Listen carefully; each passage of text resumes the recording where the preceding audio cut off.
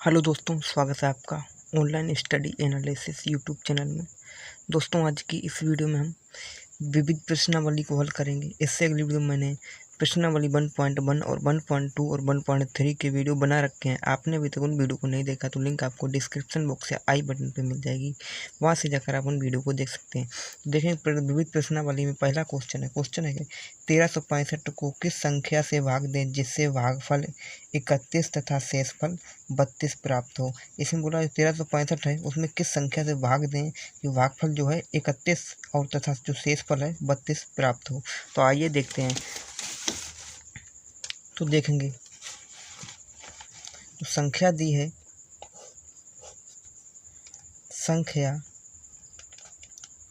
संख्या कितनी दी है? दी है 1365 और भागफल दिया है, भागफल कितना दिया है? 13 और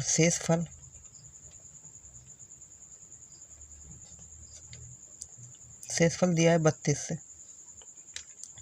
तो क्या करेंगे? तो यहाँ पर सूत्र लगाएंगे, भाज्य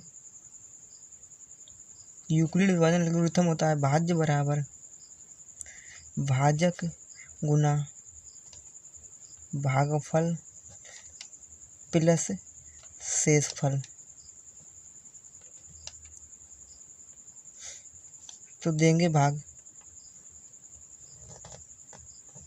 तो संख्या इसको अंदर लिखेंगे 1365 और भाजक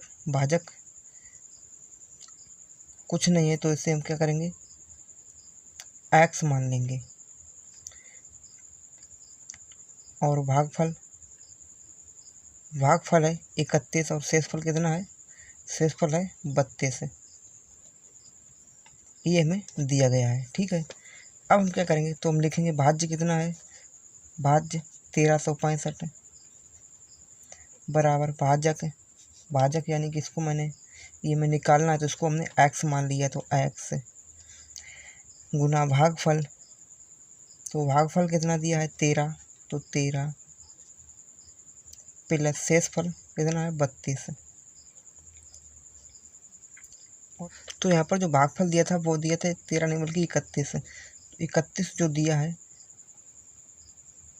31 भागफल दिया था 31, तो लिखा है 31 प्लस 32। तो क्या करेंगे? इसे हम लिखेंगे 1365। इस 32 को इधर लाएंगे तो होंगे माइनस के 32 बराबर इधर है 31 और x का गुना x, तो हो जाएंगे 31 घटाएंगे। तो 1365 में से 32 को घटाएंगे तो बचेंगे कितने? तो पहले इस 31 x को ऐसे लिखेंगे, लिखने के बाद अब इसको घटा देंगे तो घटाने पर बचेंगे कितने? 1333। 1333 को ऐसे लिखेंगे, अभी तक तो कोई दिक्कत नहीं है। अब क्या करेंगे? इस 31 को गुना में x से इसको इधर भेज देंगे, तो x बराबर निकालेंगे, x बराबर 1333 बटा में 31 से, तो इसे काट देंगे। तो काटने पर आएंगे x बराबर निकल कर आएगा 43 से, तो यही हो जाएगा हमारा आंसर। तो चलिए दोस्तों, अब हम अगले क्वेश्चन को देखते हैं। क्वेश्चन है कि 2 क्रमागत धन पूर्णांकों का गुणनफल 2 से विभाज्य है। क्या यह कथन सत्य है या असत्य? कारण दीजिए। तो लेंगे 2 धनात्मक पूर्णांक। तो क्वेश्चन नंबर 2 में बोला 2 धनात्मक पूर्णांक। तो जैसे कि हम 2 धनात्मक संख्या ले लेते हैं। जैसे धनात्मक संख्या कौन होती है? धनात्मक संख्या होती हैं 1 2 3 4 5 6 7। और इसमें बोला क्या था? क्वेश्चन में बोला था 2 क्रमागत जो संख्या लेंगे, 2 इसमें संख्या लेंगे कोई सी क्रम से, वो संख्या 2 से विभाजित होंगी या नहीं, यही हमें बताना है। तो लिखेंगे 2 क्रम से संख्या ले लेंगे, इसमें कोई संख्या ले लेंगे, 1 या 3 ले लें, डॉट अनंत तक। 1 3 ले लेंगे, यदि हम 1 गुना 3 करेंगे कितनी होंगी? 4। तो 4 देखेंगे 2 से विभाज्य है, 2 एकम 2, 2 दूनी 4। तो देखेंगे 2 से विभाजित है 4। इसी प्रकार से हम कोई और संख्या ले सकते हैं। 5 गुना 6 ले लें या फिर 6 गुना 7 ले लें, यानी क्रम से संख्या को लेना है, किसी भी संख्या ले सकते हैं। जैसे कि 5 गुना 6 लिया तो कितने होंगे, 5 छक्का 30, तो 30 देखें 2 से विभाजित हैं तो वहाँ विभाजित हैं, आएंगे 15 तो 2 से विभाजित है, तो यही तो हमें बताना है कि ये 2 से विभाजित है। तो अतः हम कह सकते हैं, अतः यह कथन सत्य है। ठीक है ना। यहाँ पर आप कोई भी संख्या ले सकते हैं क्रम से, या फिर 3 गुना 4, 4 गुना 5, 7 गुना 8, वो क्रम से आपको संख्या लेनी है और उनका गुना करें। गुना करने पर देखेंगे वो संख्या 2 से विभाजित होंगी, इसलिए यह कथन सत्य है। और इसमें बोला था कारण बताइए, तो कारण क्या है, तो लिखेंगे कारण। कारण है कि जब 2 क्रमागत धनात्मक पूर्णांक लेंगे, जब 2 धनात्मक पूर्णांक लेंगे, क्रमागत 2 धनात्मक पूर्णांक लेंगे तो एक नंबर 2 से विभाजित होगा ही होगा। जब हम कारण होगा जब 2 क्रमागत धन पूर्णांक लेंगे तो एक नंबर 2 से विभाजित होगा ही होगा। जैसे कि मैंने आपको बताया, दो क्रमागत धन पूर्णांक लिए, उसमें से 2 पूर्णांक लिए तो उसमें 2 जो नंबर आएगा 2 से विभाजित होगा ही होगा, क्योंकि 2 से विभाजित होगा ही। इसी प्रकार से अब देखते हैं क्वेश्चन नंबर 3 को। क्वेश्चन नंबर 3 है, यदि संख्याओं 480 और 685 के मासा को 480x - 475 के रूप में व्यक्त किया जाए तो x का मान ज्ञात कीजिए। इसमें हमें x का मान निकालना है, तो देखेंगे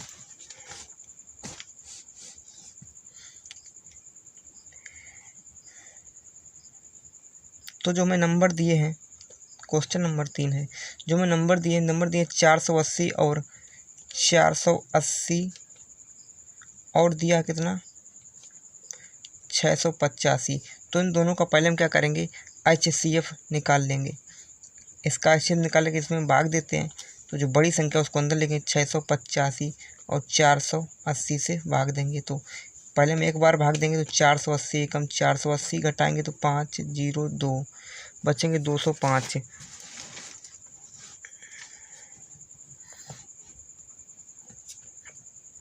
बचेंगे 205, फिर 205 में भाग देंगे 480 में 205 से, तो 205 दूना कर देंगे, 205 दूना करेंगे तो हमें 410 घटाएंगे 0 7 यानी बचे 70।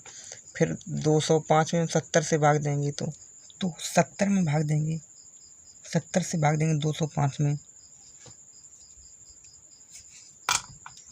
तो 70 से भाग देंगे 205 में, तो ये 5 को यहाँ से बंद करेंगे, 0 को यहाँ से, तो 5 7 दूनी 14, 2 बार भाग देंगे, 2 को यहाँ पर लेंगे, 0 में गुना करेंगे, 0 2 7 14 यानी कि 140 घटाएंगे तो 5 और 10 हो जाएंगे, बचेंगे 6 65। तो फिर 65 से भाग देंगे हम 70 में, तो 65 एकम 65 एक बार भाग देंगे, घटाएंगे कितने बचेंगे 5। हम 5 से भाग देंगे 65 में, तो 5 एकम, तो जब 5 से भाग देंगे 65 में तो जाएंगे 5 एकम 5 और 5 3 15 यानी कि 13, यानी कि ये पूरे कट जाएंगे। तो देखेंगे जो जिससे पूरे कटते हैं अंत में जो संख्या आती है वही हमारा HCF होता है। जो यहाँ पर आया था 5 से मैंने भाग दिया था, तो ये हमारा 5 हमारा HCF होगा। ठीक है, तो लिखेंगे 5 बराबर हमें कितना दिया था, और हमें दिया था यानी मासा को 480x - 475, तो क्या करेंगे, हमें इसमें से x का मान निकालने को बोला था, तो इसको इधर भेज देंगे, तो लिखेंगे 5 माइनस 475 बराबर 480 एक्स। तो 480 एक्स, अब यहाँ से हम इनको जब इधर से इधर भेजे तो ये प्लस के होंगे, 475 से जोड़ेंगे तो जाएंगे 480 बराबर 480 एक्स। तो 480 को इधर भेजेंगे, 480 बट्टा में जाएंगे 480 बराबर में एक्स बचेगा। तो 480 कम 480 यानी कि एक्स बराबर निकल कितना आएगा, 1। एक्स बराबर निकल आया 1। तो ये हो गया इसका आंसर। तो चलिए अब हम अगले क्वेश्चन को देखते हैं। क्वेश्चन नंबर 4 को देखते हैं। तो क्वेश्चन नंबर 4 में दिए गए हैं, निम्नलिखित संख्याओं का HCF ज्ञात करने के लिए यूक्लिड विभाजन एल्गोरिथम का प्रयोग कीजिए। तो इन क्वेश्चन को मैंने प्रश्नावली 1.1 में ऐसे सभी क्वेश्चन को हल किया है, उसी प्रकार से आपको इन क्वेश्चन को हल करना है। जैसे मैंने प्रश्नावली 1.1 में बताया कि यूक्लिड विभाजन एल्गोरिथम क्या होता है और यूक्लिड विभाजन से मैंने बहुत सारे क्वेश्चन को हल कराया है, उसी प्रकार से इन क्वेश्चन को भी आपको हल करना है और इनका आंसर कमेंट बॉक्स में बताना है। तो चलिए अब हम क्वेश्चन नंबर 5 को देखते हैं। तो क्वेश्चन नंबर 5 है,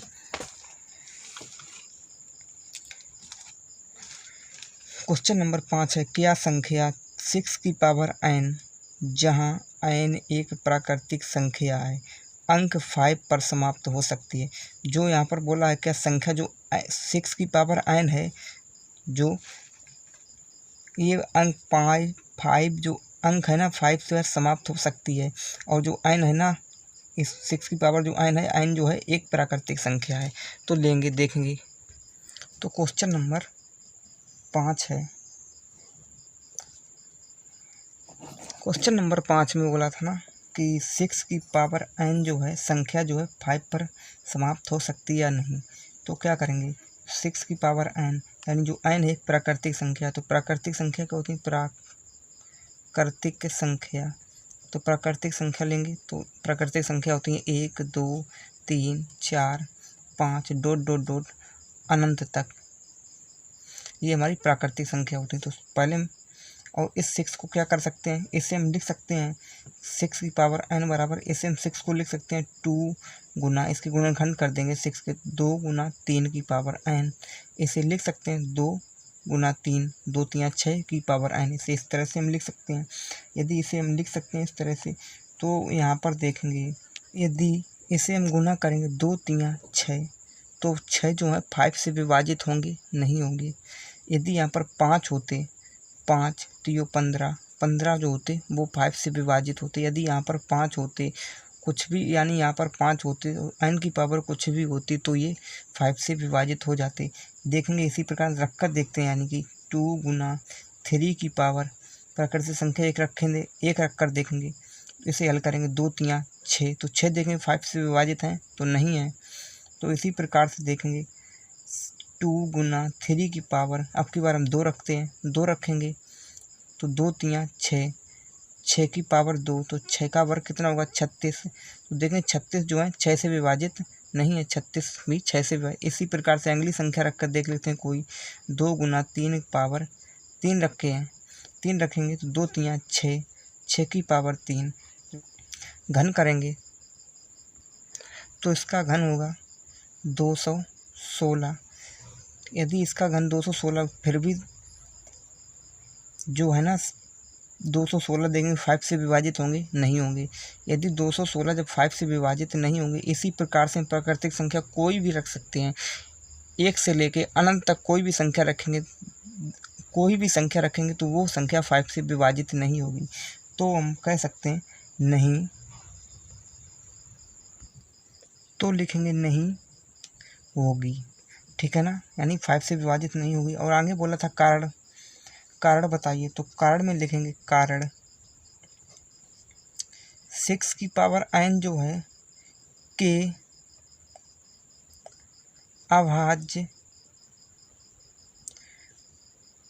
गुणनखंड में 5 नहीं आते हैं।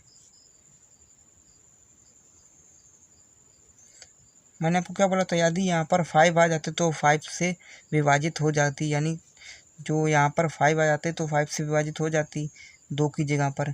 तो वही मैंने लिखा 6 की पावर n के अभाज्य गुणनखंड में 5 नहीं आता, यानी यहाँ पर 5 आ जाते तो 5 से विभाजित हो जाती, 5 नहीं है इसलिए ये विभाजित नहीं है। तो देखेंगे अब हम क्वेश्चन नंबर अगले को देखेंगे। क्वेश्चन नंबर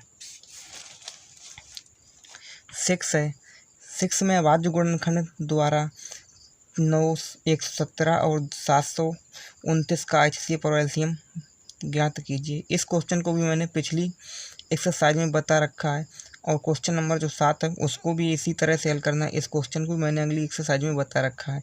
तो आगे देखें क्वेश्चन नंबर 8 को। तो क्वेश्चन नंबर 8 है, निम्नलिखित गुणनखंड वृक्ष में लुप्त संख्या ज्ञात कीजिए। तो देखेंगे क्वेश्चन नंबर 8 का पहले को देखेंगे, फिर दूसरे को, तीसरे को।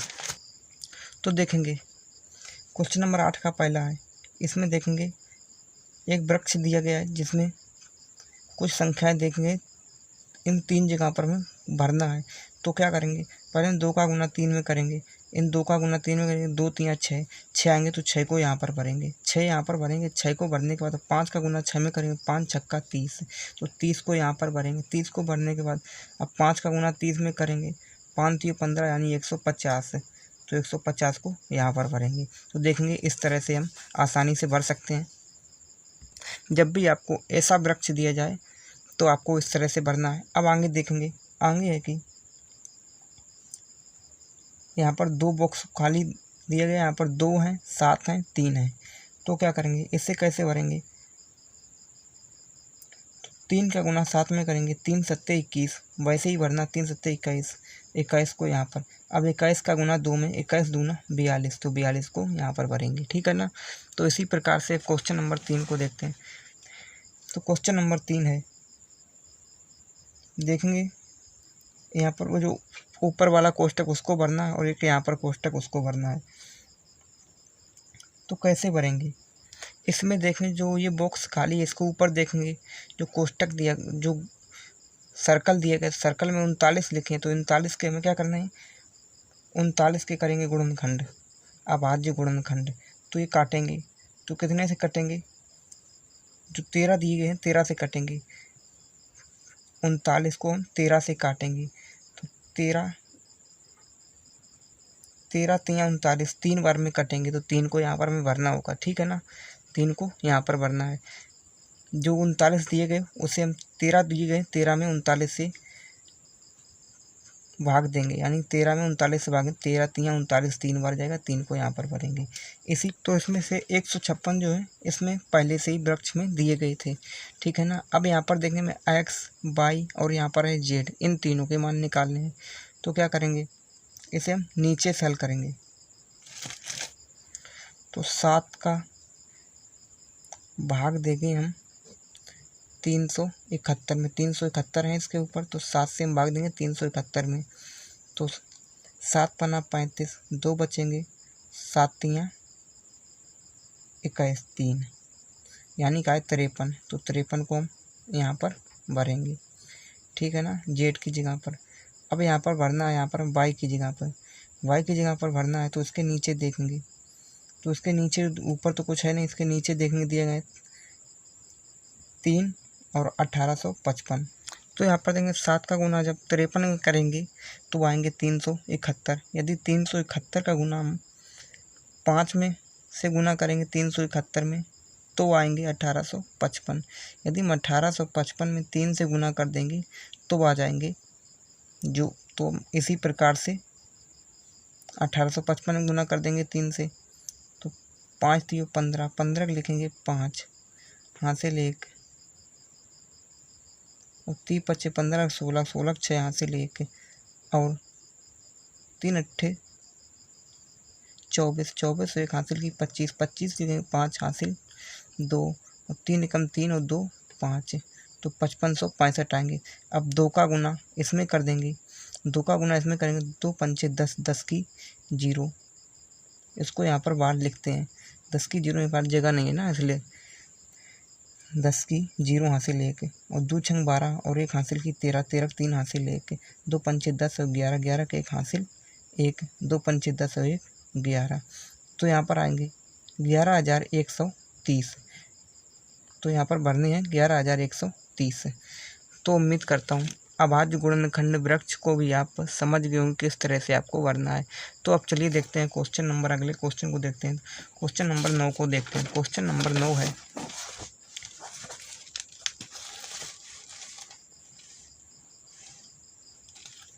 क्वेश्चन नंबर 9 है, किन्हीं दो धनात्मक पूर्णांकों ए तथा बी के लिए क्यू तथा आर अद्वितीय पूर्णांक होते हैं, जो ए बराबर बी क्यू प्लस आर और जो आर जो है 0 से बड़ा एवं बराबर है लेकिन बी से छोटा को संतुष्ट करते हैं। यदि बी बराबर 4 है तब आर का मान हमें निकालना है, यानी बी बराबर 4 है तो हमें आर का मान निकालना है। तो देखेंगे ये यूक्लिड विभाजन एल्गोरिथम दिया गया है ना। लिखेंगे क्वेश्चन नंबर 9। क्वेश्चन नंबर 9 में लिखेंगे यूक्लिड विभाजन एल्गोरिथम, यूक्लिड विभाजन एल्गोरिथम क्या दिया है, ए बराबर बी क्यू प्लस आर, और बी का मान कितना दिया है, बी का मान दिया है 4। और ये क्या लिखा है यहाँ पर, जहाँ पर ये देखेंगे जो आर है 0 से बड़ा बराबर लेकिन बी से छोटा है, और इसमें निकालना क्या, हमें आर का मान ही निकालना, आर बराबर क्या होगा, ठीक है ना। तो हम क्या करेंगे, तो यहाँ पर बोला है ना आर का मान जो होगा बी के मान से छोटा होगा, तो यहाँ बी का मान कितना दिया है 4, तो आर का मान क्या होगा 4 से छोटा होगा, तो होगा आर बराबर 4 से छोटा होगा 0 होगा, 1 होगा, 2 होगा, 3 होगा, लेकिन 4 नहीं होगा, यानी कि बी के मान से छोटा होगा आर का मान, तो 0 से लेकर 3 तक होगा, ठीक है ना। तो होगा 0 1 2 3, तो ये हो जाएगा इसका आंसर। तो चलिए अब हम क्वेश्चन नंबर 10 को देखते हैं। तो क्वेश्चन नंबर 10 है,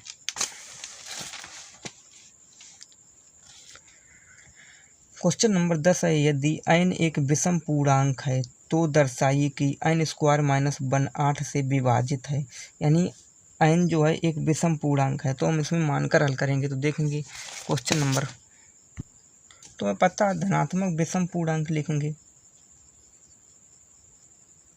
मान लेंगे धनात्मक विषम पूर्णांक।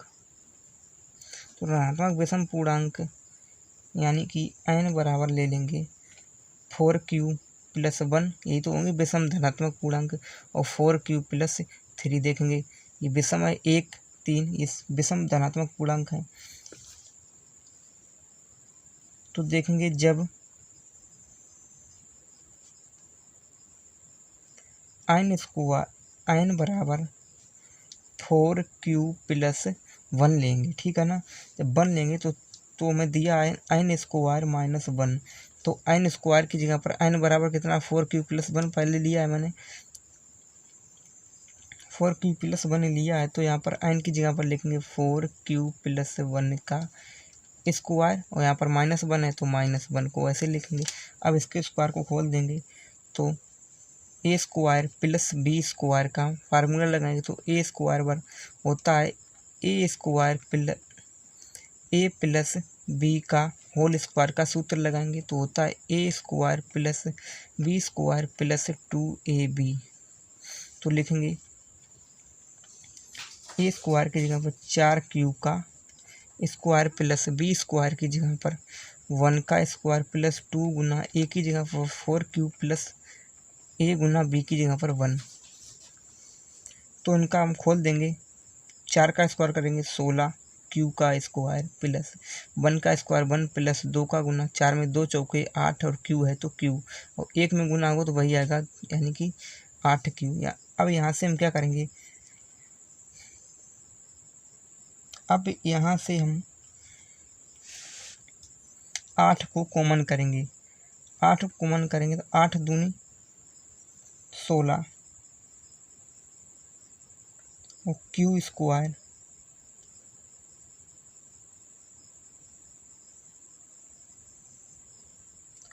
प्लस 8 एकम 8, यानी q बचेगा प्लस 1।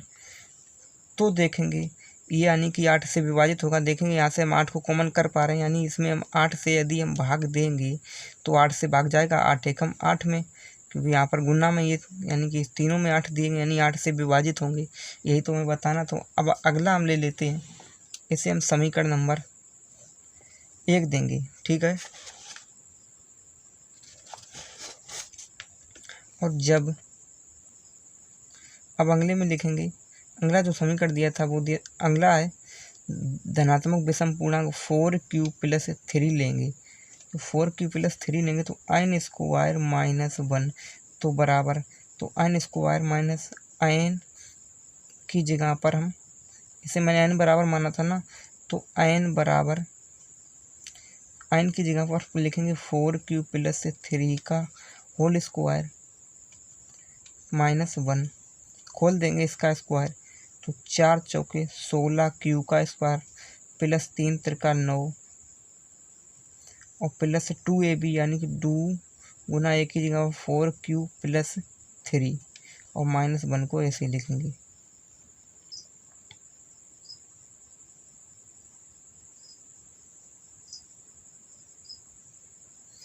और यहाँ पर देखेंगे पीछे माइनस को इसमें लगा देंगे, इसी प्रकार से माइनस को। अब देखेंगे, अब यहाँ से हम क्या करेंगे, इनका गुना कर देंगे। 16q² + 9 प्लस 4 दूनी 8, 8 तियाँ 24q - 1। और यहाँ पर देखेंगे, यहाँ पर प्लस के 9, यहाँ पर माइनस का 1 घटा देंगे तो बचेंगे कितने, 16q² प्लस बचेंगे कितने, इस 24q को ऐसे लिखेंगे, 9 में से 1 घटाएंगे कितने बचेंगे, प्लस के 8। और इसी प्रकार से यहाँ पर देखेंगे प्लस के, यहाँ पर माइनस के थे तो यहाँ पर हम इसे यहीं पर हम काट देंगे, ठीक है ना। तो यानी कि यहाँ से ये खत्म हो गया, यानी बचे 2q² + q। अब यहाँ से हम 8 कॉमन करेंगे, 8 दूनी 16q² प्लस 8 तियाँ 24q + 8 एकम 8। तो देखेंगे फिर ये n² - 1 जो है 8 से विभाजित हैं। यदि इसमें 8 का भाग देंगे तो भाग पूरा पूरा जाएगा, यानी 8 से फिर से विभाजित है। तो इसे हम समीकरण नंबर 2 देंगे, ठीक है ना। इसे समीकरण नंबर 2 देंगे। तो हम समीकरण 1 व 2 से कह सकते हैं कि यदि, तुम समीकरण 1 और 2 से कह सकते हैं यदि n एक धनात्मक विषम पूर्णांक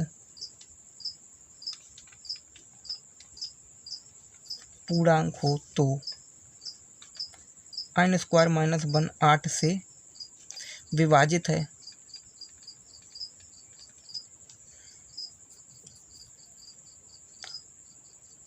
तो यही तो हमें बताना था, 8 से विभाजित है। तो चलिए अब हम अगले क्वेश्चन को देखते हैं। क्वेश्चन नंबर अब हमें 11 कॉल करना है। क्वेश्चन नंबर 11, n के किस मान के लिए 2n गुणा 5n के प्रसार का अंत 5 पर होगा। यानी कि 2n गुणा 5n के प्रसार का जो अंत होगा 5 पर कब होगा, ठीक है ना, हमें बताना है। तो देखेंगे,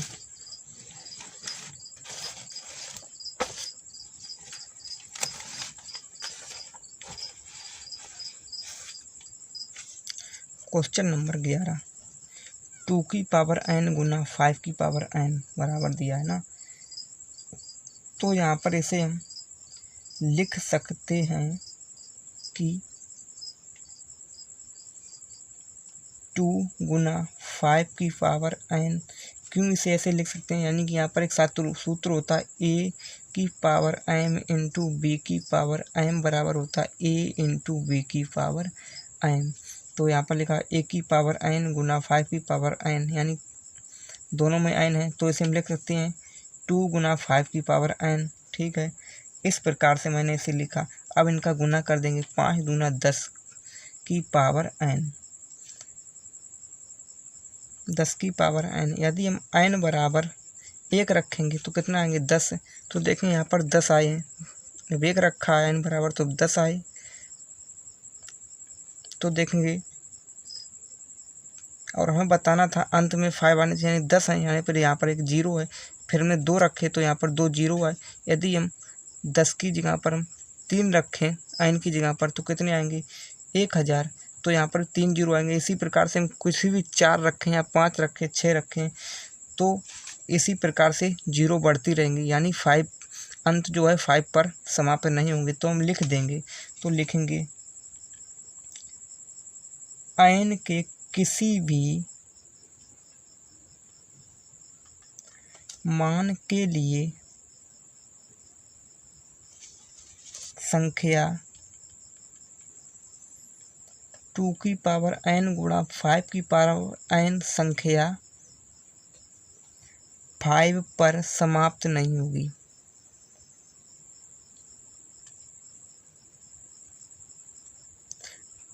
मैंने आपको बताया 5 पर समाप्त क्यों नहीं होगी, क्योंकि यहाँ पर देखेंगे 1 जीरो आया, 2 रखा तो 2 जीरो हो गए, 3 रखा तो 3 जीरो हो गए। अब n की जगह पर 4 रखेंगे तो इसी प्रकार से इसका क्यूब हुआ, तो 10 को हम 4 बार लिखेंगे। जब 4 रखेंगे तो फिर जीरो ही आएंगी, यानी जीरो इसी प्रकार से बढ़ती रहेंगी।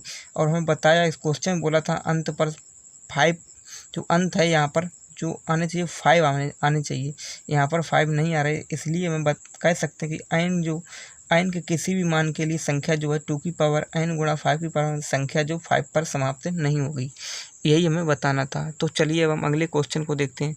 तो क्वेश्चन नंबर 12 को देखेंगे हम। क्वेश्चन नंबर 12 है, 3 भिन्न भिन्न सड़कों के चौराहों पर यातायात की लाइट क्रमशः 48 सेकेंड, 72 सेकेंड और 108 सेकेंड के बाद बदलती हैं। यदि वे 8 बजे एक साथ बदलती हैं तो कितने समय बाद वे दोबारा एक साथ बदलेंगी। यानी जो बताया है, जो 8 बजे एक साथ बदलती हैं तो कितने समय बाद वे दोबारा एक साथ बदलेंगी। तो देखेंगे कब बदलेंगी एक साथ। नंबर कौन सा है, क्वेश्चन नंबर है 12। पहली लाइट जो है 48 सेकेंड के बाद बदलती है।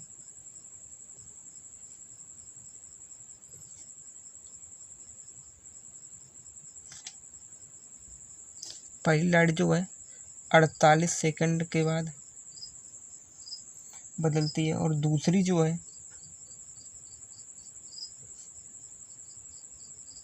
दूसरी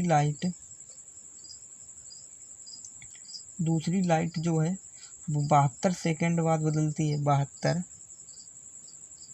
सेकेंड। और तीसरी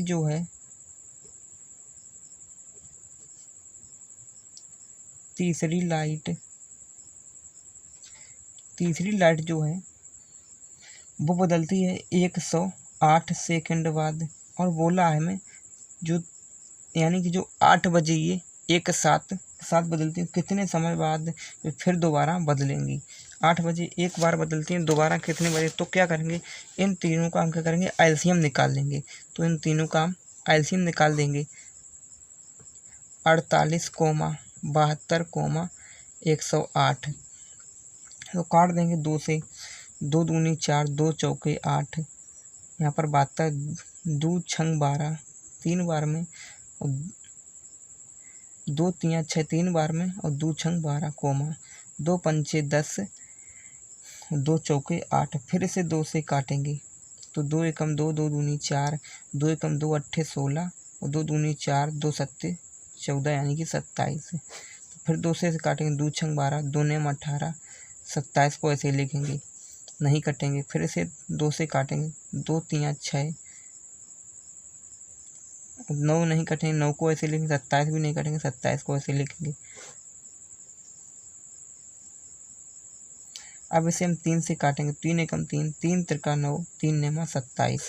फिर से 3 से काटेंगे, एक को ऐसे लिखेंगे, 3 एकम 3 और 3 एकम 3 और 3 त्रिका 9। फिर से 3 से काटेंगे तो 3 एकम 3। तो इसका एलसीएम जो निकल कर आएगा, एलसीएम कैसे निकालते हैं, एलसीएम इन सब का हम गुना कर देंगे। तो इनका गुना करने पर आएंगे 432। तो इसका एलसीएम कितना आया, 432। और 1 मिनट में कितने सेकंड होते हैं, 1 मिनट में 60 सेकंड होते हैं। ठीक है, 60 सेकंड होते हैं, और 432 तो ये कितने हो गए, 432 सेकंड है जो एलसीएम निकल कर आया ये सेकंड में था ना, तो यहाँ पर होंगे सेकंड, यहाँ पर है 432 सेकंड। 1 मिनट में 60 सेकंड होते हैं, तो 432 सेकंड है और 1 मिनट में 60 सेकंड होते हैं, यानी 432 मिनट में कितने होंगे 7, यानी एक जो 60 सेकंड होंगे 1 मिनट में, यानी 60 से हम 432 में भाग देंगे तो कितने आएंगे 7 मिनट, 7 मिनट और 12 सेकंड, ठीक है ना। आएंगे हम इसमें भाग देंगे, यानी इसे मिनट में बदल देंगे तो आएंगे 7 मिनट 12 सेकंड, 7 मिनट 12 सेकंड आएंगे। पहले भी कितने बजे एक साथ बदलते थे, तो 8 बजे, 8 बजे। तो इसमें क्या करेंगे, जो आए हैं 7 मिनट और 12 सेकंड, इसको जोड़ देंगे तो कितने हो जाएंगे, इसको जोड़ देंगे तो आएंगे, अब बदलेंगे कितने समय बाद, 8:07 और 12 सेकंड बाद भी दोबारा बदलेंगे। तो यही हमें बताना था 12 सेकंड पर, ठीक है। इसी प्रकार से हमें इसे हल करना था। तो चलिए अब अगले क्वेश्चन को देखते हैं। Question number 13। क्वेश्चन नंबर 13 है, क्वेश्चन नंबर 13 है कि एक विद्यालय में कक्षा X के 2 अनुभाग ए और बी हैं। अनुभाग ए में 32 छात्र तथा अनुभाग बी में 36 छात्र हैं। कक्षा के पुस्तकालय में पुस्तकों की न्यूनतम संख्या ज्ञात कीजिए ताकि वह अनुभाग ए या बी के छात्रों में बराबर बराबर बांटी जा सकें, ठीक है। इसमें पुस्तकालय में पुस्तकों की न्यूनतम संख्या हमें ज्ञात करनी है। तो देखेंगे क्वेश्चन नंबर 13।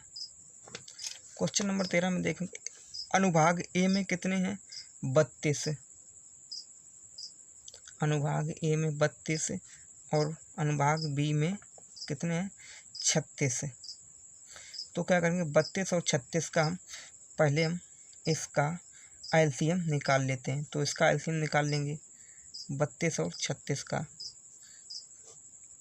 तो उसे काटेंगे 2 से, 2 एकम 2, 2 छंग 12, फिर 2 से 2 अट्ठे 16, फिर 2 से 2 चौके 8, फिर 2 से 2 दूनी 4, फिर 2 से 2 एकम 2। इसी प्रकार से हम 36 के करेंगे, तो 2 से काटेंगे 2 एकम 2, 2 अट्ठे 16, फिर 2 से 2 नेम 18, फिर 3 से 3 त्रिका 9, 3 एकम 3। तो इसका हमें एलसीएम निकालना था, तो इसे हम, तो इसका एलसीएम कितना निकल के आएगा, तो इसका एलसीएम निकल आएगा 32 का निकल के आया कितना 2 गुना 2 गुना 2 गुना 2 और गुना 2, और 36 का निकल के आया है 2 गुना 2 गुना 3 गुना 3। तो इसके गुणनखंड है 2 गुना 2 और उसका है 2 गुना 2 गुना 3 गुना 3। तो इसका हम एलसीएम निकालेंगे। तो एलसीएम निकालने के लिए अब इनमें देखेंगे, जो दोनों में होंगे उसको भी लेंगे, जो नहीं होंगे उसको भी लेंगे। तो देखेंगे 2 को एक बार लेंगे 2 गुना 2,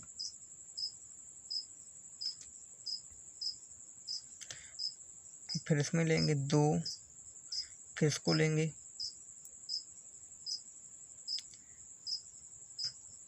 2, फिर इसको लेंगे 2 गुना, फिर लेंगे 3 गुना 3। अब इनका गुना करेंगे, तो इनका गुना करने पर कितने आएंगे, तो इनका गुना करने पर आएंगे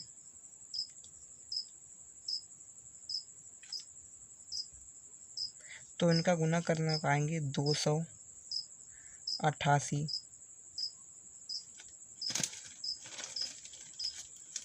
तो हमें बताना था अनुभाग पुस्तकालय में पुस्तकों की न्यूनतम संख्या ज्ञात करनी थी।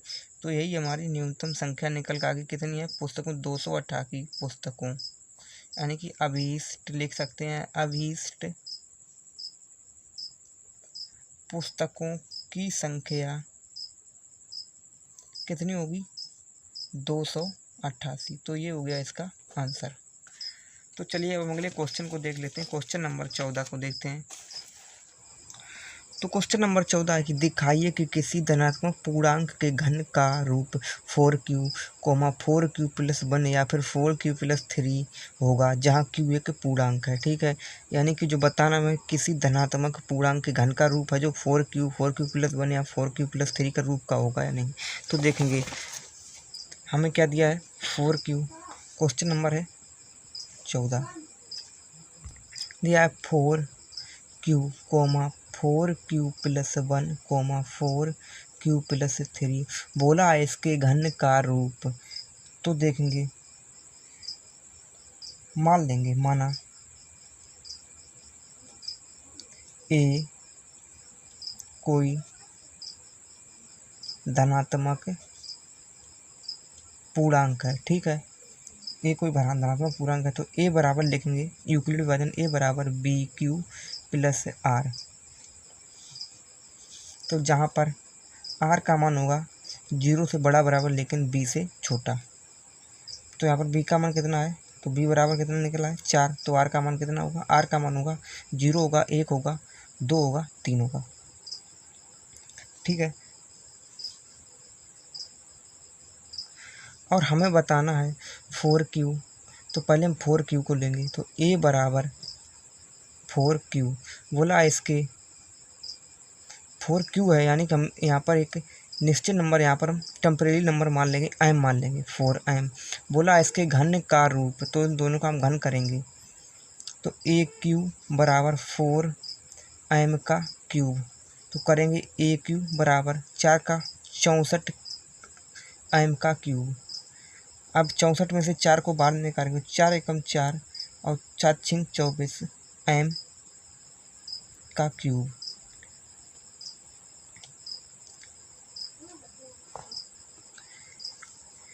तो इसको हम क्या करेंगे, अब इसको हम q मान लेंगे। तो लिखेंगे 4q, aq बराबर 4q।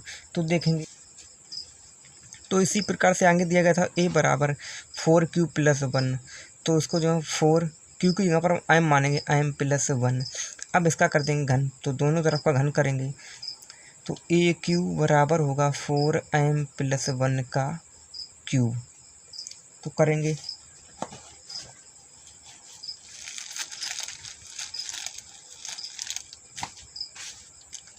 aq को ऐसे ही करेंगे, इसका करेंगे घन। तो 64 m का क्यूब प्लस 1 का क्यूब प्लस 3 गुना m की जगह पर 4 की, a की जगह पर 4m गुना 1 की, b की जगह पर 1 और कोष्टक में प्लस b यानी कि 4m प्लस 1।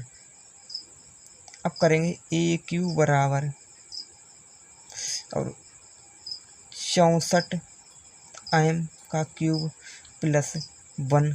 अब 3 का गुना 4 में 3 चौको 12, 12 का गुना 4 में 12 चौके 48 प्लस 48 क्यूब का 48 m का स्क्वायर प्लस, अब 12 में तो करेंगे 12 का गुना इसमें करेंगे 1 में, तो 12 m। अब यहाँ से हम क्या करेंगे, 4 को कॉमन करेंगे, 4 कॉमन करेंगे बताएंगे 4 के वहाँ 4, 4 छिंग 24 m का क्यूब प्लस, अब 1 को हम छोड़ देंगे तो और वो यहाँ से कॉमन करें 4 एकम 4 और 4 दूनी 8 m square plus 4 तियो 3 m plus 1 को बाहर लिखेंगे। अब इस पूरे को क्या करेंगे, हम m मान लेंगे, इस पूरे को हम q मान लेंगे। तो लिखेंगे 4q प्लस 1, इसकी जगह पर मैंने q माना तो लिखेंगे 4q प्लस 1। तो निकल का आया aq बराबर, तो देखेंगे धनात्मक पूर्णांक के घन का रूप 4q प्लस 1 के रूप का होगा। ठीक है, अब इसी प्रकार से हम आगे निकालना है a बराबर 4q प्लस 3। तो इसकी जगह q की जगह पर m मानेंगे, m प्लस 3। यहाँ पर एक टेम्परेरी नंबर मानेंगे। मानने के बाद क्या करेंगे, अब इस दोनों का बोला है घन, तो घन कर देंगे दोनों तरफ। aq बराबर 4m प्लस 3 का क्यूब। अब यहाँ पर सूत्र लगाएंगे a प्लस v का होल क्यूब बराबर a cube plus v cube plus 3ab और कोष्टक में a प्लस v। तो लिखेंगे a क्यूब की जगह पर 4m का क्यूब प्लस 3 की जगह पर जैसे मैंने ऊपर लगाया था तो उसी प्रकार लगाएंगे, यानी कि बी की जगह पर 3 का क्यूब प्लस 3 गुना ए की जगह पर कितने हैं 4m गुना बी की जगह पर बी है, बी की जगह पर 3 है, कोष्टक में प्लस बी यानी 4m प्लस 3। अब इनको खोलेंगे तो 64, 4 का घन करेंगे 64, m का क्यूब को ऐसे लिखेंगे, प्लस 3 का घन 27 प्लस 3 चौके 12, 3 चौके 12, 12 तियाँ 36, तो होंगे 12 तियाँ 36।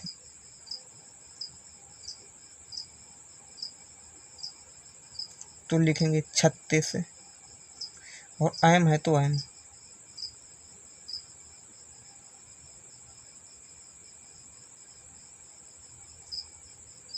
m है तो m, और यहाँ पर 4m प्लस 3 को ऐसे लिखेंगे। अब लिखेंगे 16m का क्यूब प्लस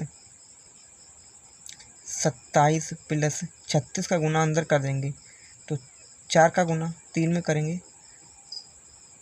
4 का गुना 6 में, 4 6 24, 24 लिखेंगे 4 हासिल 2, 4 का गुना 3 में, 4 3 12 और 2 14, यानी कि 144, और m का m गुना का m स्क्वायर प्लस 36 का गुना 3 में करेंगे, 3 तिरका 18, 18 का 8 हासिल लेके, और 3 तिरका 9 और 1 10, यानी कि 108, और m है तो m। अब यहाँ से हम ए क्यूब बराबर, इससे हम क्या लिख सकते हैं, यहाँ पर 16 m क्यूब को ऐसे लिखेंगे प्लस 27 को हम क्या लिख सकते हैं, 27 को हम लिख सकते हैं 24 प्लस 3 और plus 144 m square plus 108 m। अब क्या करेंगे, अब यहाँ से ए क्यूब बराबर 4 को कॉमन करेंगे, यहाँ से 4 चुके 16 m क्यूब प्लस 4 6 24, 6 यहाँ से, उस 3 को ऐसे ही छोड़ देंगे प्लस से, यानी कि ऐसे हम बाद में लिखेंगे, पहले हम इसको लिख लें, 4 3 12, 3 बार, और 4 6 24, 6 बार, और m स्क्वायर को ऐसे ही प्लस 108 है तो 108 को करेंगे तो 4 से भाग देंगे तो 4 दूनी 8 और 4 सत्ते 28, 7 m। अब यहाँ पर बचे 24 प्लस 3, तो 3 हमें लाना था तो पहले 24 में भाग देंगे तो 3 को बाहर निकाल देंगे, तो 4 प्लस 4 6 24 और प्लस 3 जो यहाँ पर बचे थे उसको हम बाहर निकाल देंगे। अब इस पूरे को हम क्या करेंगे, क्यू मान लेंगे। इस पूरे को जब क्यू मान लेंगे तो ए क्यू बराबर क्या निकल के आएगा, 4 क्यू प्लस 3। तो यही तो हमें बताना था कि जो किसी धनात्मक पूर्णांक के घन का रूप जो है 4 क्यू प्लस 3 के रूप का होगा, ठीक है ना। इसी प्रकार से हमें बताना था। तो चलिए हम क्वेश्चन नंबर 15 को हल करते हैं। क्वेश्चन नंबर 15 है, तो देखेंगे क्वेश्चन नंबर 15 है। क्वेश्चन नंबर 15 की संख्याएं 525 और 3000 दोनों केवल 3, 5, 15, 25 तथा 75 से विभाजित हैं। तो 525 तथा 3000 का मासा क्या है, सत्यापित कीजिए। तो यानी कि जो संख्या 525 और 3000 से जो संख्या देंगे 3 और 5 और 7 और 3, 5, 15, 25, 75, ये जो संख्या है ना, ये इन दोनों से विभाजित हैं और इसका हमें जो मासा है हमें बताना है कितना होगा, यानी कि HCF में बताना है इसका कितना होगा। तो मैं संख्याएं देंगे कितनी, 500, क्वेश्चन नंबर है 16, 525 और संख्या कौन सी दी गई, और दी गई हमें कितनी, 3000। तो ये कितने से विभाजित है, ये विभाजित है 3, 5, 15, 25 तथा 75। ये दोनों संख्या दी गई है ना, ये दोनों संख्या 3 से विभाजित है, 5 से विभाजित है, 15 से विभाजित है, 25 से और 75 से। इन दोनों संख्याओं इन संख्याओं से विभाजित हैं। तो हमें इसमें बताना है कि इन दोनों का मासा यानी कि HCF बताना है 525,3000 का। तो इसका HCF बताना है, तो इसमें देखेंगे जो संख्या, या फिर हम इसका HCF निकाल सकते हैं, या फिर क्या करेंगे, तो देखेंगे इसमें जो सबसे बड़ा नंबर होगा वही हमारा HCF होगा। तो इसमें देखेंगे 75 है, तो 75 ही हमारा कितना HCF होगा, तो 70 और 5 75, तो यही हमारा आंसर होगा। तो अब देखेंगे क्वेश्चन नंबर ये 15 था, तो अब देखेंगे क्वेश्चन नंबर हम 16 को। तो क्वेश्चन नंबर 16 को देखेंगे, तो क्वेश्चन नंबर 16 है, क्वेश्चन नंबर 16 है कि यदि ए कोई अशून्य परिमेय तथा, क्वेश्चन नंबर 16 है, यदि ए कोई अशून्य परिमेय संख्या तथा √b एक अपरिमेय संख्या है तो सिद्ध कीजिए कि a√b एक अपरिमेय संख्या। हमें सिद्ध करना है कि a√b एक अपरिमेय संख्या है। तो ऐसे क्वेश्चन को मैंने प्रश्नावली 1.3 में हल किया था, उसी प्रकार से इसे हमें हल करना है। तो देखेंगे, तो हमें जो दिया गया था a√b एक अपरिमेय संख्या है सिद्ध करना, तो इसका हम विपरीत मानते थे, तो इसको मानेंगे क्या, यानी तो हम इसको मानेंगे, इसका विपरीत माना a√b एक परिमेय संख्या मानेंगे, परिमेय संख्या है। तो a√b बराबर क्या होगा, परिमेय संख्या हो तो p/q। तो जहाँ पर p, q जो है सहभाज्य संख्या है, सहभाज्य है, यानी कि इसका जो HCF है वो 1 है। जो ये a दिया गया है तो इसको हम इधर भेज देंगे, तो लिखेंगे √b बराबर p/a और q। तो देखेंगे √b है, ये कैसी संख्या है, √b जो है ये एक अपरिमेय संख्या है, लेकिन p/a/q ये एक परिमेय संख्या, तो ये √b बराबर हो सकती है का परिमेय संख्या, अपरिमेय संख्या परिमेय संख्या के बराबर हो सकती है, नहीं हो सकती है। तो हम लिखेंगे p/a/q एक परिमेय संख्या है, लेकिन √b एक अपरिमेय संख्या है। तो अतः एक दूसरे की विरोध करती हैं, यानी कि √b इज नॉट इक्वल है p/a/q के। तो हम कह सकते हैं अतः a√b एक अपरिमेय संख्या है। तो यही हमें सिद्ध करना था। तो चलिए दोस्तों, अब हम क्वेश्चन नंबर 17 को देखते हैं। क्वेश्चन नंबर 17 है, क्वेश्चन नंबर 17 है कि यदि a एक परिमेय तथा √b एक अपरिमेय संख्या है तो सिद्ध कीजिए कि a + √b भी एक अपरिमेय संख्या होगी।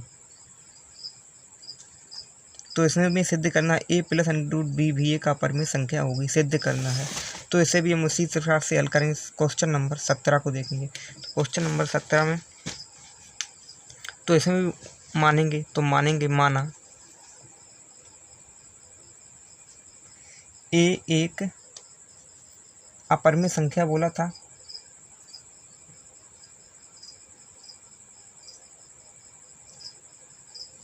तो मानेंगे माना दिया था a + √b क्या है, एक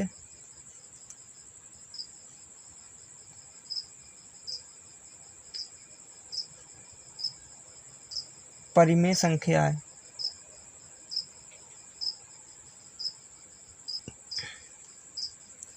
तो लिखेंगे a + √b बराबर परमेय संख्या लिखेंगे तो परमेय संख्या होती है पी अपान क्यू। पी अपान जो क्यू है वो है सहभाज्य है।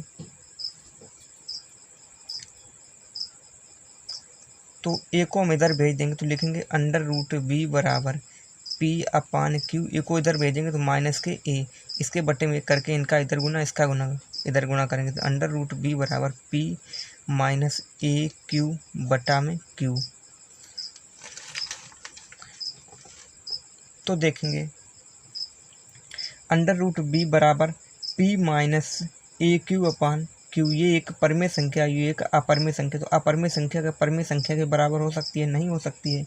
तो हम लिखेंगे, अब हम लिख सकते हैं अंडर रूट बी एक अपरिमेय संख्या है, लेकिन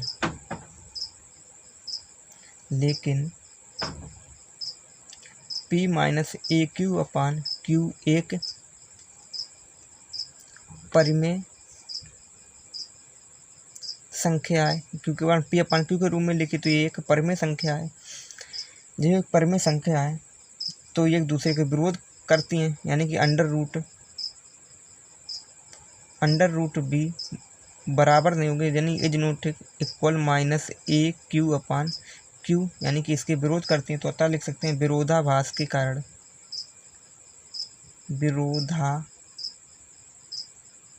विरोधाभास लिख सकते हैं, विरोधाभास के कारण ए प्लस अंडर रूट बी एक अपरिमेय संख्या है।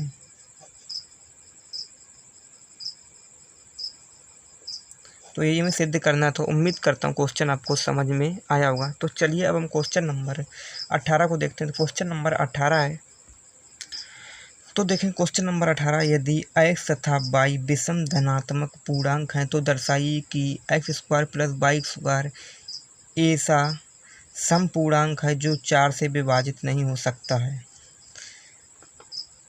क्वेश्चन में दिया था X square plus Y square, जहाँ पर x, y विषम धनात्मक पूर्णांक, धनात्मक विषम पूर्णांक बोला तो 2q प्लस 1 ले लेंगे। 2q प्लस 1 ये धनात्मक विषम पूर्णांक के रूप में इसके रूप में है। तो x बराबर करेंगे, x जहाँ बराबर हम मान लेंगे 2m प्लस 1 माना है मैंने इसको। अब y बराबर करेंगे तो 2 यहाँ पर n प्लस 1 कर लेंगे, इसको भी मैंने माना है। अब इसका हम क्या करेंगे, X square plus Y square निकालेंगे। तो एक्स स्क्वायर की जगह पर लिखेंगे 2m प्लस 1 का square plus Y square plus 2n plus 1 का स्क्वायर।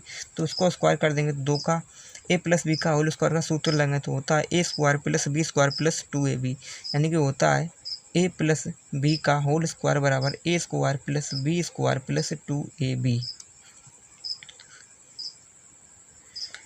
तो करेंगे तो a स्क्वायर की जगह पर 4 का m का स्क्वायर प्लस 1 का स्क्वायर प्लस 2 गुना m गुना 1 प्लस, इसी प्रकार से इसको करेंगे 2n का स्क्वायर प्लस 1 का स्क्वायर प्लस 2 गुना 2n गुना 1। अब इसको यहाँ से हम 4m स्क्वायर को ऐसे लिखेंगे प्लस 1 प्लस 2 का 2 में गुना 4, 4 का 1 में गुना 4 एकम 4m प्लस 2 का 2n स्क्वायर को ऐसे लिखेंगे प्लस 1 प्लस 2 का 2 में गुना 4, 4 का 1 में गुना 4 एकम 4 और n है तो n। अब यहाँ से हम 4 को कॉमन करेंगे तो बचेंगे m स्क्वायर प्लस 1 को हम ऐसे छोड़ देंगे तो 4m, यहाँ से 4 कॉमन बचेंगे m खाली और प्लस, अब इस 1 को ऐसे छोड़े रहने देंगे और यहाँ से इसका वर्ग वैसे 4 हुए थे, यानी कि इसका वर्ग 4। यहाँ से फिर हम 4 को कॉमन करेंगे तो बचेंगे n square plus 1 n square plus n plus यहाँ पर एक 1 बचा था और यहाँ पर 1 तो वो है 2। तो अब इन दोनों में से हम 4 को बाहर निकाल लेंगे तो यहाँ पर कितने बचेंगे m स्क्वायर, इसे क्रम से लिख देंगे plus n square plus m और प्लस n और प्लस 2 को हम ऐसे लिखेंगे। अब इस पूरे को क्या करेंगे, हम q मान लेंगे, इस पूरे को हम q मान लेंगे। तो लिख सकते हैं 4q प्लस 2, यानी कि इसकी जगह पर लिख देंगे m स्क्वायर, जहाँ m square plus n square plus m plus n बराबर q। ठीक है, मैंने इसको, इस पूरे को मैंने q मान लिया, तो इसकी जगह पर q। तो देखेंगे बोला था 4 से विभाजित, तो देखेंगे कि 4 से विभाजित होगा। यदि अब इसमें से यदि हम दोनों में से 4 को यदि हम कॉमन कर सकते तो 4 से विभाजित होगा। देखेंगे इसमें से 4 का भाग जाएगा, लेकिन इसमें 2 में क्या 4 का भाग जाएगा, नहीं जाएगा। तो ये 4 से विभाजित नहीं है, यही हमें सिद्ध करना था। ठीक है ना। तो चलिए अब हम क्वेश्चन नंबर 19 को देखते हैं। तो क्वेश्चन नंबर 19 है,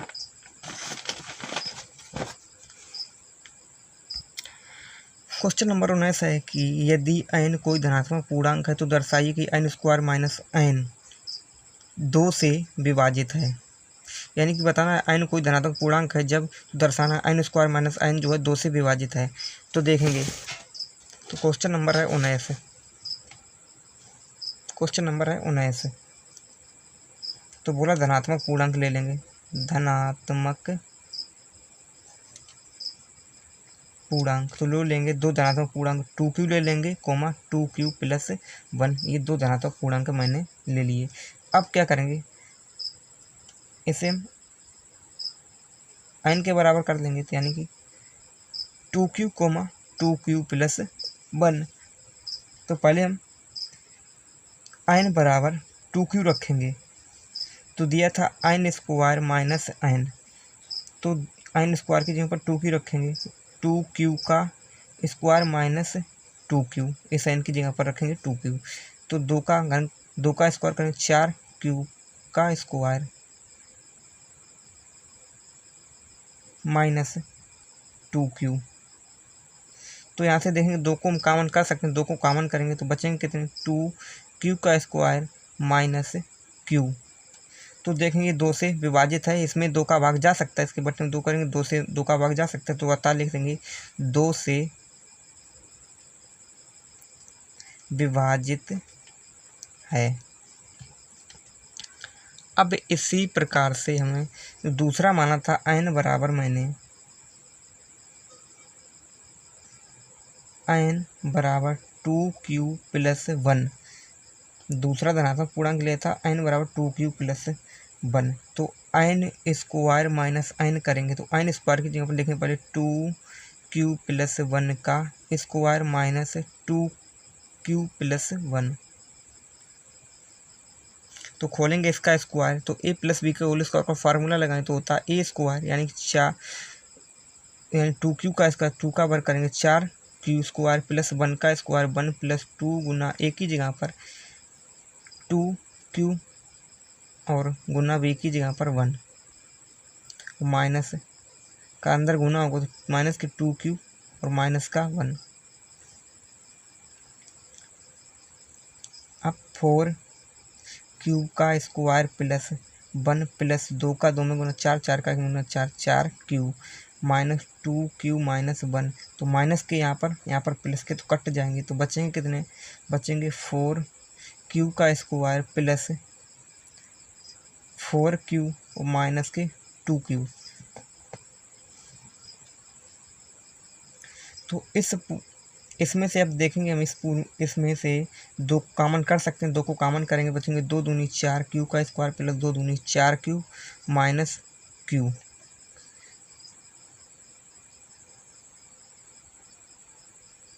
तो देखेंगे ये 2 से विभाजित है कि नहीं है, तो देखेंगे 2 से विभाजित है, क्योंकि इसमें 2 मैंने कॉमन कर सकते हैं, यानी 2 से विभाजित है। तो इसमें तो हम लिख सकते हैं n स्क्वायर माइनस n 2 से विभाजित है, और यही हमें बताना था। तो चलिए हम क्वेश्चन नंबर 20 को देखते हैं। तो क्वेश्चन नंबर 20 है,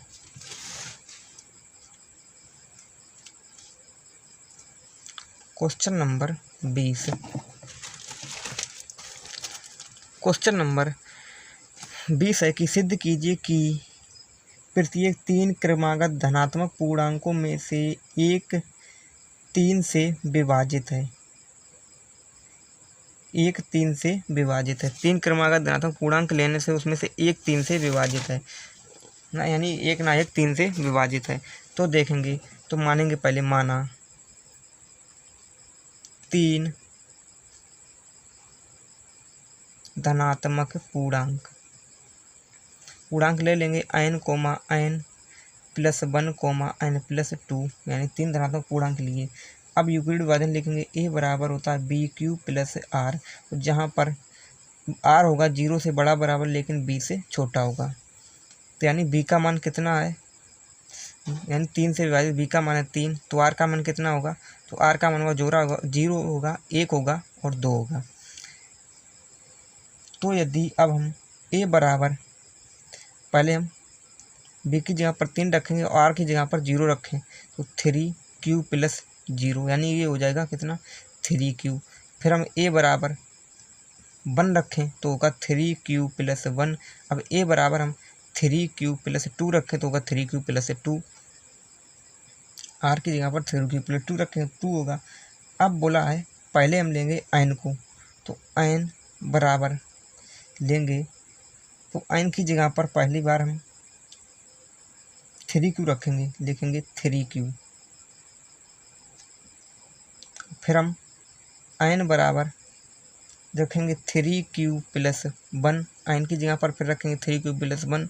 इसी प्रकार से हम n बराबर रखेंगे, फिर तिबारा में रखेंगे n की जगह पर 3q प्लस 2, यानी कि हम इसको n मान लेंगे n।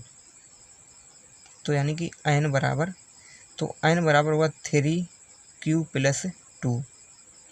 तो देखेंगे इसमें से 3q है ये 3 से विभाजित है, यानी कि विभाजित है, और उसमें बोला था एक 3 से विभाजित होगा। देखेंगे ये 3 जो मैंने निकाले हैं, 3 में से एक जो है 3 से विभाजित है। अब दूसरे केस में देखेंगे, दूसरे केस में था केस नंबर 2 में देखेंगे, तो देखेंगे 2 में, तो अब की बार हम लेना n प्लस 2, n प्लस 1।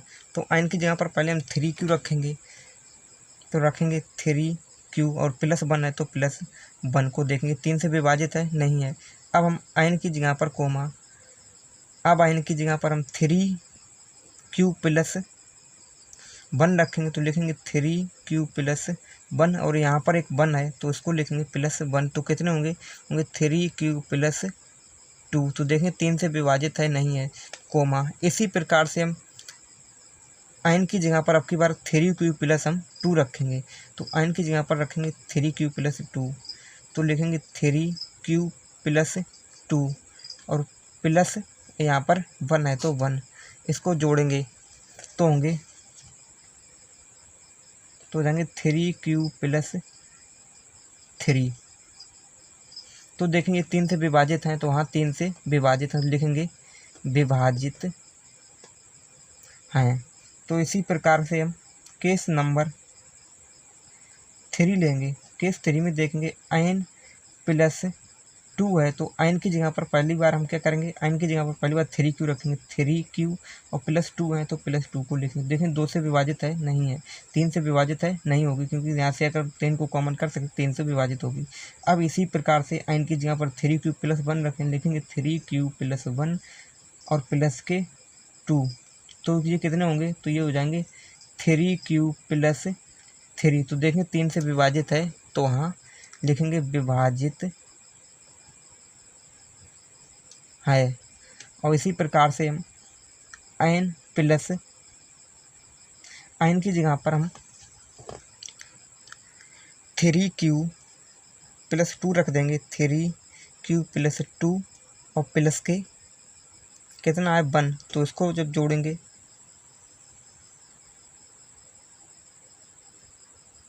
यहाँ पर रखें 3q प्लस 2 और प्लस का बाद में है 2, यानी कि यहाँ पर दिया है कितना 3q प्लस 2 और प्लस का यहाँ पर 2, तो जाएंगे 4, यानी कि ये भी विभाजित नहीं होगा। तो यही हमें बताना था कि जो तीनों जो मैंने निकाले 3 में एक एक केस में, तीनों में एक एक बार 3 से विभाजित है, यही हमें बताना था। तो चलिए हम क्वेश्चन नंबर 21 को देखें। नंबर 21 है कि, तो देखें क्वेश्चन नंबर 25 है, यदि 56 और 72 का मासा d है तो x और y ज्ञात कीजिए जो d बराबर 56x माइनस 72y को संतुष्ट करते हैं। यदि यह भी प्रदर्शित कीजिए कि x तथा y अद्वितीय नहीं है। तो क्या करेंगे, तो देखेंगे, तो हम इसे यूक्लिड एल्गोरिथम को पहले लिखेंगे। तो लिखेंगे यूक्लिड एल्गोरिथम है a बराबर बी क्यू प्लस आर, और जहाँ पर 0 से बड़ा बराबर है r लेकिन b से छोटा है। तो इसमें जो दिए मान दिए थे कितना, 72, 72 बड़ा तो 72 को अंदर, 56, 56 को बाहर। तो इसका पहले हम हल करेंगे। तो यूक्लिड एल्गोरिथम से हल करेंगे तो लिखेंगे 56 से भाग देंगे 72 में, एक को यहाँ से बंद करें एक यहाँ से, तो एक बार भाग देंगे तो 56 एकम 56 घटाएंगे तो 12 में से 6 गई 6, और यहाँ पर बचेंगी 16।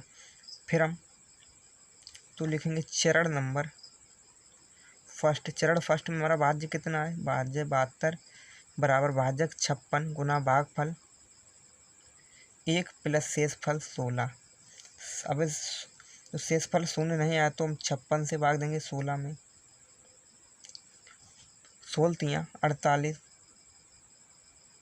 3 बार देंगे 48, घटाएंगे तो बचेंगे 8। तो लिखेंगे नंबर सेकंड, अब की बार भाज्य हमारा 56 बराबर भाजक 16 गुना भागफल 3 प्लस शेषफल 8। अभी भी शेषफल शून्य नहीं है तो फिर भाग देंगे 16 में, 8 दूनी 16 दो बार में पूरे पूरे कटेंगे। तो लिखेंगे चरण नंबर थर्ड, चरण थर्ड में लिखेंगे अब की बार भाज्य 16 बराबर भाजक 8 गुना भागफल 2 प्लस शेषफल 0।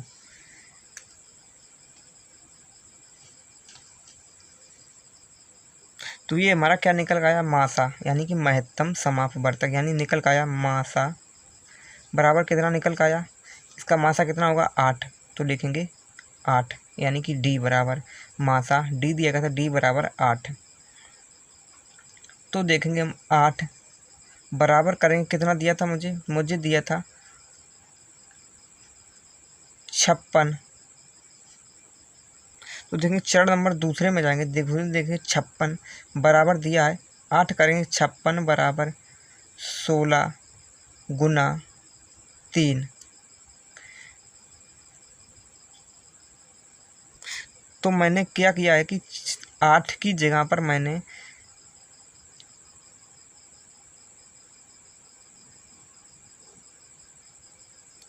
तो इसका मासा निकल गया 8, तो 8 लिखेंगे 8 बराबर, तो 8 की जगह पर हम लिख सकते हैं।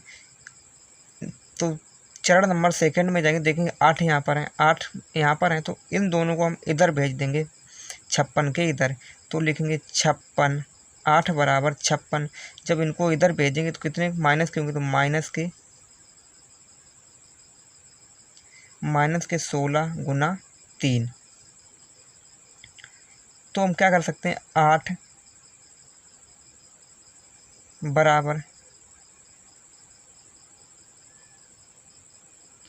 56 और माइनस अब 16 गुना, अब इस माइनस लिखने के बाद 16 की जगह पर ऊपर जाएंगे, चरण नंबर 1 में देखेंगे 16 है, तो 16 की जगह पर हम क्या करेंगे 56 गुना 1 को इधर भेज देंगे, तो लिखेंगे 72, कोष्टक में लिख लेंगे 72, यहाँ पर 72 है। अब जब इसको इधर भेजेंगे काय के होंगे माइनस के, तो माइनस के 56 गुना 1, और यहाँ पर कितने हैं माइनस के और गुना 3। हम इसको इस तरह से क्यों कर रहे हैं, क्योंकि मुझे एक्स और वाई के मान निकालने हैं। और अब क्या करेंगे, अब 8 बराबर मैंने क्या 56 माइनस क्या करेंगे 72,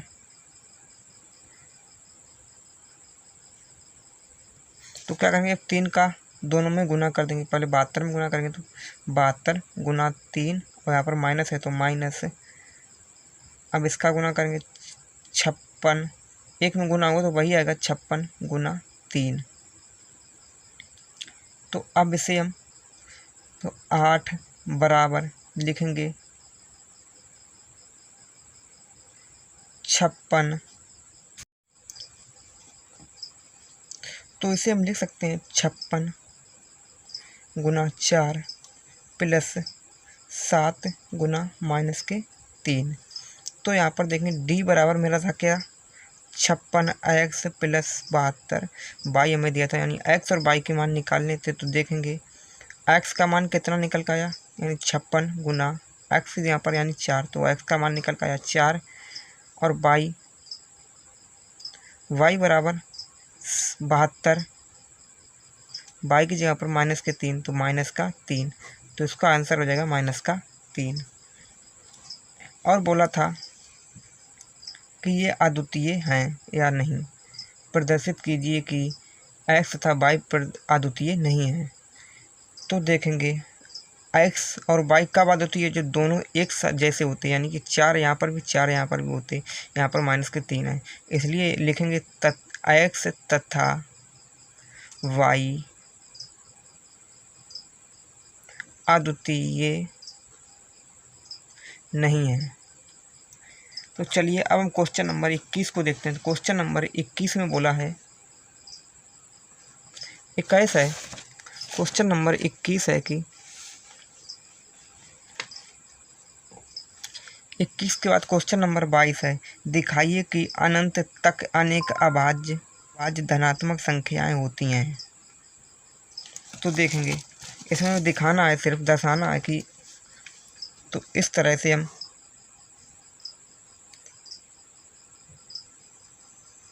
एक रेखा खींचेंगे और उसमें हम दर्शा देंगे। तो अनेक अभाज्य संख्या बोली तो यहाँ पर लिख देंगे 3। अभाज्य संख्या कौन सी, 5 होती हैं, 7, 9, 9 के बाद होती है 11, 13, डॉट डॉट डॉट, यानी कि अनंत तक, इसी प्रकार से अनंत तक। तो यही हमें इसमें बताना था, दर्शाना था। क्वेश्चन नंबर 23 को देखते हैं। क्वेश्चन नंबर 23 है, अंग्रेजी, हिंदी तथा गणित की पुस्तकों को 3 कॉलम में इस प्रकार रखा है कि विषय विशेष की सभी पुस्तकें समान ऊंचाई के स्तंभ में रखी जानी हैं। अंग्रेजी की पुस्तकों की संख्या 96, हिंदी के पुस्तकों की संख्या 240 तथा गणित की पुस्तकों की संख्या 336 है। यदि यह मान लिया जाए कि पुस्तकें समान मोटाई की हैं, तो अंग्रेजी, गणित तथा गणित की पुस्तकों को कॉलमों स्तंभों की संख्या ज्ञात कीजिए, यानी कि हमें इसमें स्तंभों की संख्या ज्ञात करनी है। तो देखेंगे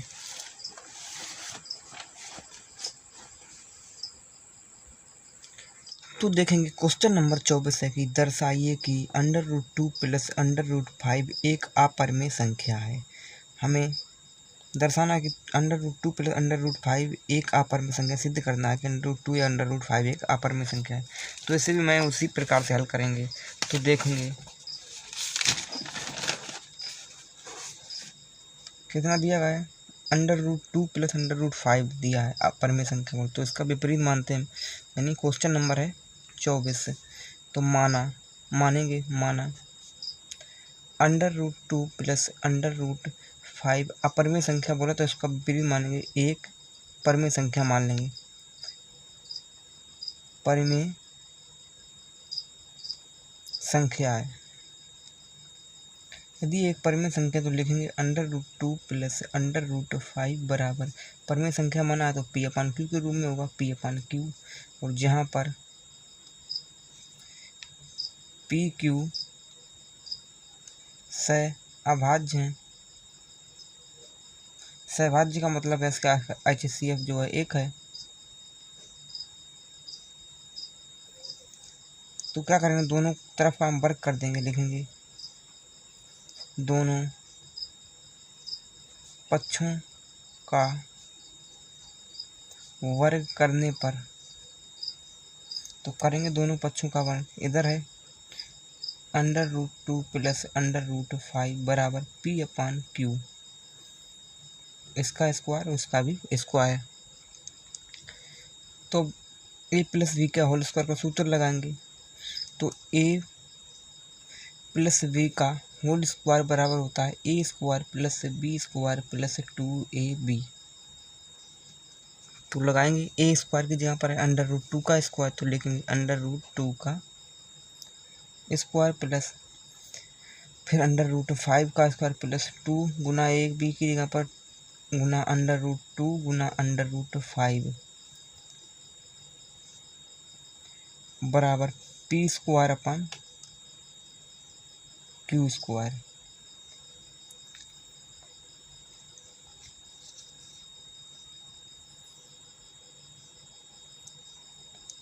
तो स्क्वायर से रूट कट जाएंगे, दोनों के स्क्वायर से रूट काट देंगे, बचेंगे 2 + 5 + 2 यहाँ पर नहीं तो 2 बाहर लिखेंगे, अंदर रूट का रूट में गुना हो जाए तो लिखेंगे √2 का 5 में 2 पंचे 10, तो √10 बराबर P square upon Q square. इनको जोड़ेंगे तो 7 को हम इधर भेज देंगे तो लिखेंगे 2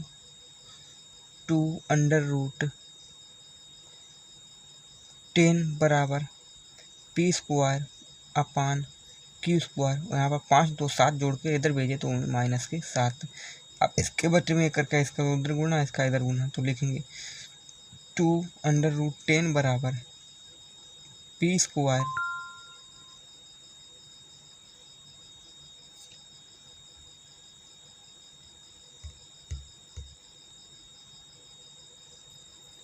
और -7 Q square upon Q square.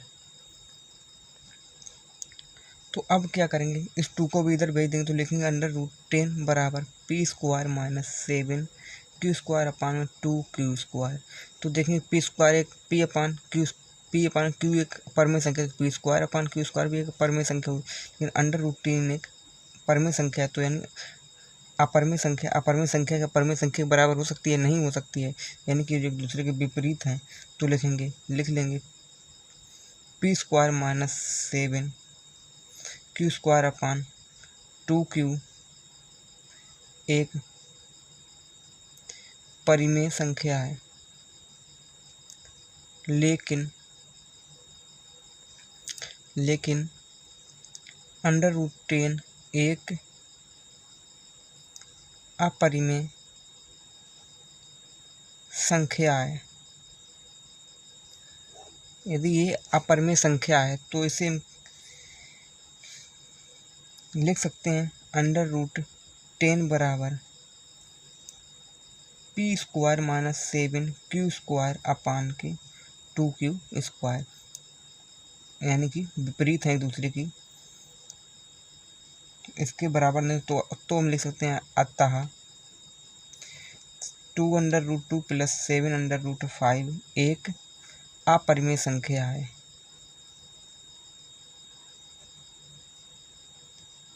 अपरिमेय संख्या है। तो उम्मीद करता हूँ क्वेश्चन आपको समझ में आया होगा। तो चलिए हम अगले क्वेश्चन को देखते हैं। क्वेश्चन नंबर 25 है कि एक विद्यालय के खेल दिवस क्रियाकलापों में 3 साइकिल सवारों ने इकट्ठे साइकिल चलाना शुरू किया और वे एक दिन में मैदान में 48 किलोमीटर, 60 किलोमीटर और 72 किलोमीटर साइकिल चला सकते हैं। यदि मैदान वृत्ताकार है और उसकी परिधि 360 किलोमीटर है तो कितने चक्कर के बाद वे दोबारा मिलेंगे। तो देखेंगे पथ कैसा है, वृत्ताकार पथ बोला है, कैसा वृत्ताकार है। साइकिल चलाने वाला यहाँ से इसकी परिधि कितनी है, 360 है। तो क्या करेंगे, पहले इसका हम तो लिखेंगे 360 परिधि की 360 किलोमीटर में पहले साइकिल सवार, यानी कि जो पहला साइकिल सवार है 360 किलोमीटर में कितना चलता है, 48 किलोमीटर, तो 48 इसमें हम भाग देंगे तो काटेंगे तो 48 काटेंगे तो आएंगे 7.5।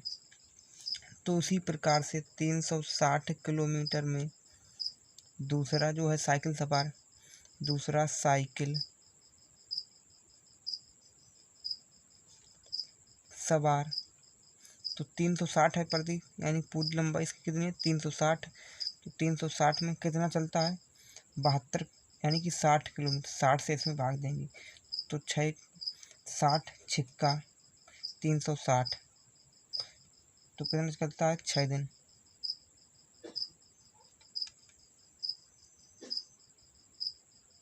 तो पहले बार कितने दिन में 48 किलोमीटर 360 से भागे कितने 7.5 दिन में। अब इसी प्रकार से यहाँ से निकला 6 दिन में, 6 दिन में चलता है 60 किलोमीटर। अब आगे निकालेंगे 360 किलोमीटर में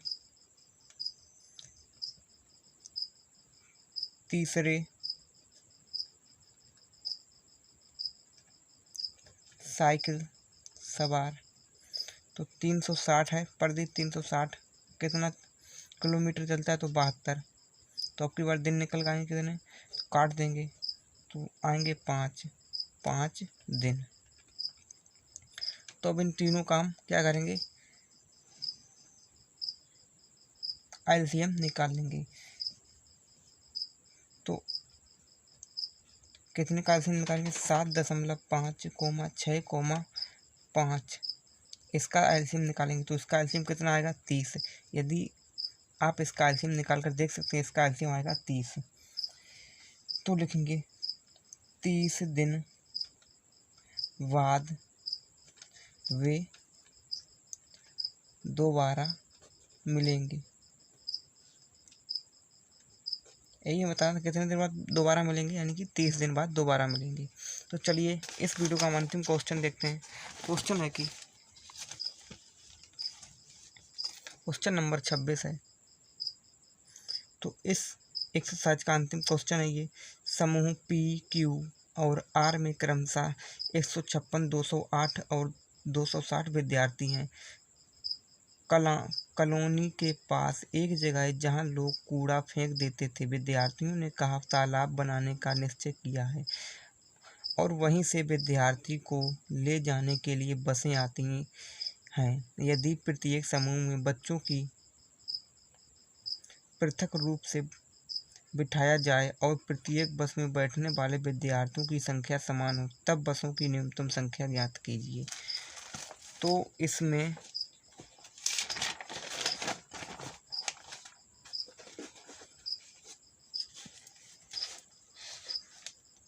जो पी क्यू और आर विद्यार्थी, यानी पहला है पी, तो पी बराबर कितने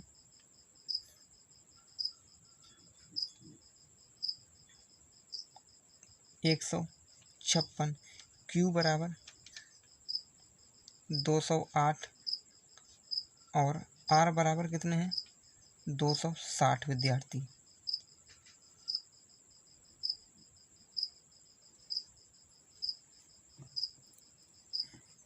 आर में कितने 260। क्वेश्चन नंबर है 26 से। तो क्या करेंगे, इन तीनों का हमें क्या करना है, HCF निकाल लेना है। इन तीनों का हमें HCF निकाल लेना है। तो निकालेंगे HCF। तो पहले इन दो को लेंगे, उनका HCF निकालेंगे, यानी 156 को बाहर और 208 को अंदर काटेंगे। 156 घटाएंगे तो बचेंगे 52, फिर भाग देंगे 156 में, तो 156 दूना हो जाएंगे 104, फिर घटाएंगे तो बचेंगे 52, तो फिर 52 से 52 में भाग देंगे तो 52 एकम 52, एक बार में पूरे कटेंगे तो इसका ऐसे निकल गया 52। अब 52 और जो संख्या बची थी उसका निकालेंगे 260, तो 260 का निकालेंगे तो 52 पंचे 260, तो नहीं कि इसका HCF कितना होगा, इसका HCF होगा 52। तो पहले निकालेंगे समूह पी के लिए,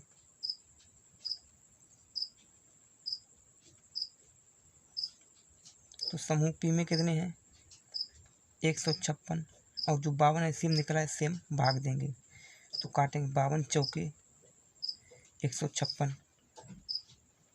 अब समूह क्यू के लिए निकालेंगे, तो समूह क्यू में है कितने 208, भाग देंगे 52 से तो 52 चौके 52 तियाँ होते हैं, 156 52 चौके 208। इसी प्रकार समूह आर के लिए निकालेंगे, तो समूह आर के निकालेंगे तो समूह आर में कितनी बसें निकलेंगी, तो निकलेंगी 260 हैं, बटा में 52 करेंगे, भाग देंगे, कितनी आएंगी 5। तो अब तो जो बसों की संख्या होगी इन समूह ए में कितनी, पी में कितने हैं 3, और क्यू में कितनी बस निकलेंगी 4, और आर में 5। तो अब लिखेंगे बसों की संख्या, न्यूनतम संख्या कितनी होगी, न्यूनतम संख्या तीनों को जोड़ देंगे, 3 + 4 + 5, तो 5 4 9 और 2 12। तो बसों की संख्या कितनी होगी 12। तो ये हो जाएगा इसका आंसर। तो दोस्तों उम्मीद करता हूँ प्रश्नावली आपको अच्छे से समझ में आई होगी।